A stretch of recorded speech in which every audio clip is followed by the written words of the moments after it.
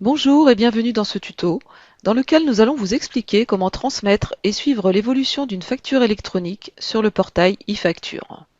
Dans ce tutoriel, nous allons vous montrer comment créer et transmettre une facture électronique depuis votre application de gestion commerciale et comment consulter le suivi de cette facture sur le portail e-facture depuis votre application. Pour l'exemple, nous allons créer une facture destinée à notre client Martin. Pour cela, ouvrez le menu Traitement, Documents des ventes. Ouvrez le volet Facture, puis cliquez sur le bouton Nouveau. Le client Martin a été sélectionné comme destinataire de la facture. Lorsque vous validez la saisie de l'entête de la facture, le statut de la facture devient à transmettre car le client Martin a accepté l'échange électronique et le bouton Transmettre est maintenant actif. Une fois votre facture saisie et enregistrée, il ne vous reste plus qu'à la transmettre.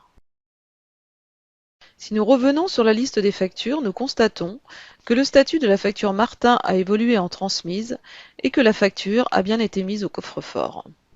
En ouvrant la facture, vous pouvez, si vous le souhaitez, en imprimer une version PDF. Du côté client, si celui-ci a installé e-facture, l'intégration des factures s'effectue automatiquement. Une vidéo sur le portail d'aide vous présente le service. Pour notre exemple, voyons la réception d'une facture chez un client qui n'a pas e-facture. De son côté, le client Martin est notifié par mail qu'une ou plusieurs factures ont été mises à sa disposition. En cliquant sur l'icône de la colonne Action, il peut alors télécharger sa facture. Revenons maintenant du côté fournisseur pour visualiser le suivi de la facture qui vient d'être réceptionnée. Après la transmission de vos factures clients, vous pouvez suivre leur évolution à l'aide de la fonction Suivi des factures transmises. Pour cela, ouvrez le menu Traitement, Sage e-facture, Suivi des factures transmises. L'écran de sélection qui s'affiche vous permet de mettre à jour le statut des factures et ou de les consulter en fonction d'un certain nombre de critères.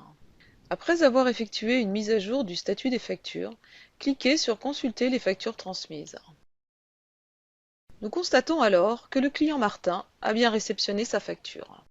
Lorsque nous retournons sur la liste des factures, nous pouvons constater que le statut de la facture Martin a également évolué en réceptionné.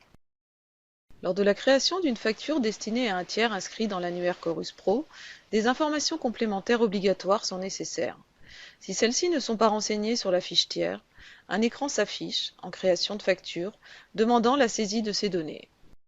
Lors de la validation de l'entête d'un client Chorus Pro, si des informations obligatoires sont manquantes, l'écran suivant s'affiche. La saisie de ces informations est obligatoire pour valider l'entête. Le code service associé au destinataire qui doit être renseigné ici est consultable sur l'annuaire Chorus Pro.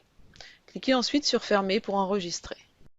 Le process de transmission et de suivi est ensuite identique à celui des autres tiers. Voilà, nous espérons que ce tuto vous a été utile pour découvrir comment faciliter votre travail au quotidien à l'aide d'e-facture. À bientôt pour un prochain tuto.